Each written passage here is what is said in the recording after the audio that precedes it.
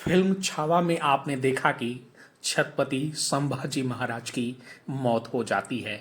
सवाल है कि इसके बाद क्या हुआ, तो हम बताते हैं। संभाजी की मृत्यु 11 मार्च 1689 को मुगल सम्राट औरंगजेब के हाथों हुई। उनकी मृत्यु के बाद मराठा साम्राज्य को गंभीर संकट का सामना करना पड़ा, क्योंकि संभाजी न केवल मराठा साम्राज्य के शासक थे, बल्कि वे एक सक्षम सेनानायक और संगठनकर्ता भी थे। उनकी मृत्यु के बाद मराठा साम्राज्य में नेतृत्व का संकट उत्पन्न हो गया, लेकिन मराठों ने अपने लचीलापन और संघर्षशीलता के कारण इस संकट से उबरने में सफलता हासिल की। संभाजी की मृत्यु के बाद उनके छोटे भाई राजाराम को मराठा साम्राज्य का उत्तराधिकारी बनाया गया।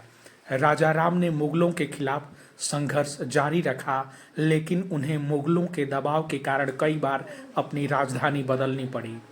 राजाराम ने रायगढ़ और फिर जिंजी को अपनी राजधानी बनाया।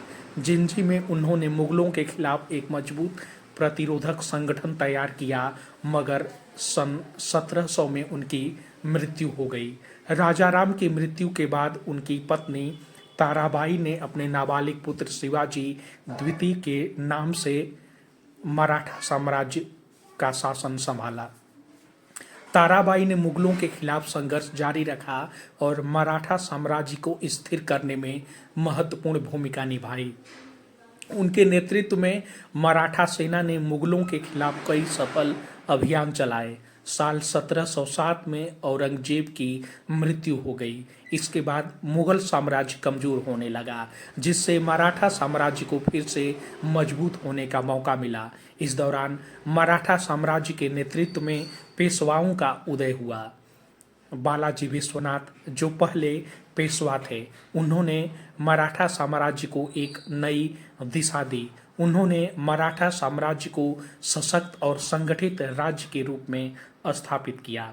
इसके बाद साल 1713 में साहू जी, जो संभाजी के पुत्र थे, तो साहू जी को मुगलों ने रिहा कर दिया और वे मराठा साम्राज्य के शासक बने। साहू जी के शासनकाल में पेशवाओं की शक्ति और प्रभाव में वृद्धि देखी गई। बालाजी विश्वनाथ और उनके उत्तराधिकारी बाजीराव प्रथम ने मराठा साम्राज्य को एक विशाल और शक्तिशाली साम्राज्य के रूप में स्थापित कर दिया। बाजीराव प्रथम ने मराठा साम्राज्य का विस्तार उत्तर भारत तक किया और मुगल साम्राज्य को कमजोर करने में महत्वपूर्ण भूमिका निभाई। इस प्रकार संभाजी की मृत्यु के बाद मराठा साम्राज्य ने कई उतार चढ़ाव देखे, लेकिन अंततः यह एक शक्तिशाली साम्राज्य के रूप में उभरा। मराठा साम्राज्य ने न केवल मुगलों के खिलाफ संघर्ष जारी रखा, बल्कि भारत के इतिहास में भी एक महत्वपूर्ण भूमिका निभाई।